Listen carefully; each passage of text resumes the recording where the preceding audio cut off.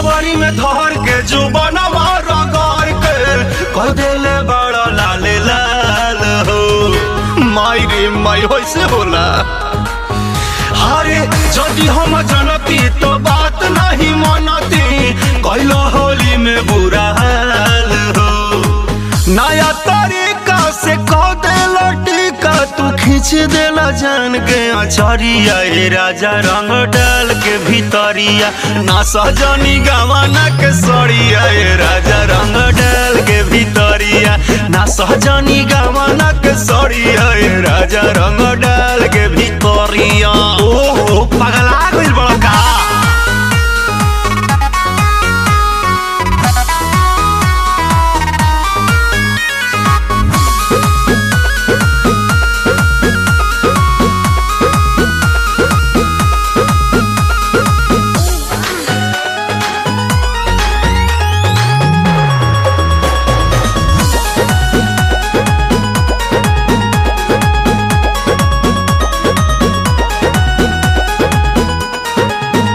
कबो ऊपर कबो नीचे डाली देला बीचे बीचे बड़ी बढ़े परेशानी डोरी चोलिया के खींचे। का करी फ्रिज में रख दी का हो। कबो आगे कबो पीछे डाल देला बीचे बीचे बड़ी बढ़े परेशानी डोरी चोलिया के खींचे।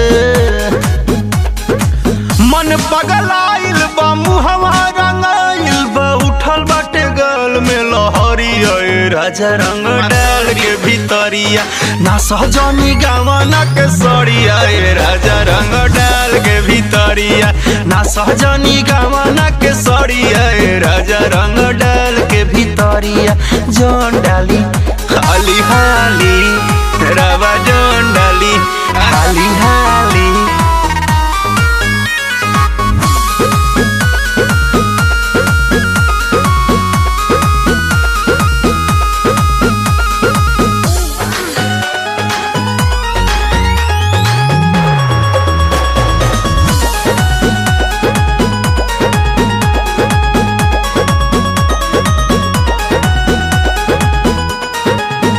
कबो एने कबो ने रंग देला कोने कोने बंद करिए डरामा जाइए दुआरा पे सोने।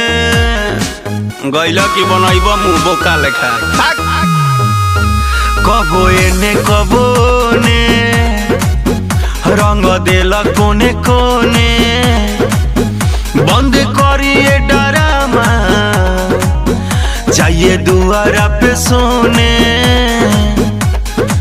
लगी न लाशा न होई तमाशा अब सट जाने आई गे भिरिया। ए राजा रंग डाल के भीतरिया ना सहजनी गवाना के सड़िया। ए राजा रंग डाल के भीतरिया ना सहजनी गवाना के सड़िया। ए राजा रंग डाल के भीतरिया जान डाली हाली हाली।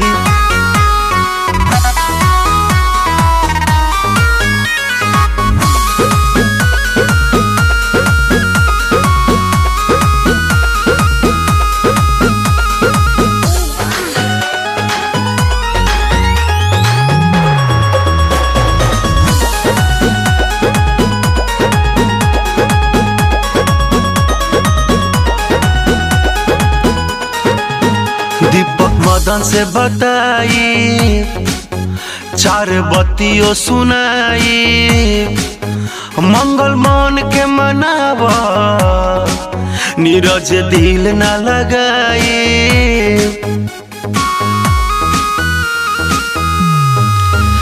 एडीआर से बताई चार बत्तियों सुनाई मंगल मन के मनावा नीरज दिल न लगाई। अंगद मन जय अनिल सुन संजय हो करिले राकेश हाथ जोड़िया ए राजा रंग डालना भितरिया ना सहजनी गवनक सड़िया ए राजा रंग डाल के भितरिया ना सहजनी गवनक सड़िया ए राजा रंग डाल के भितरिया फगुआ में गवना का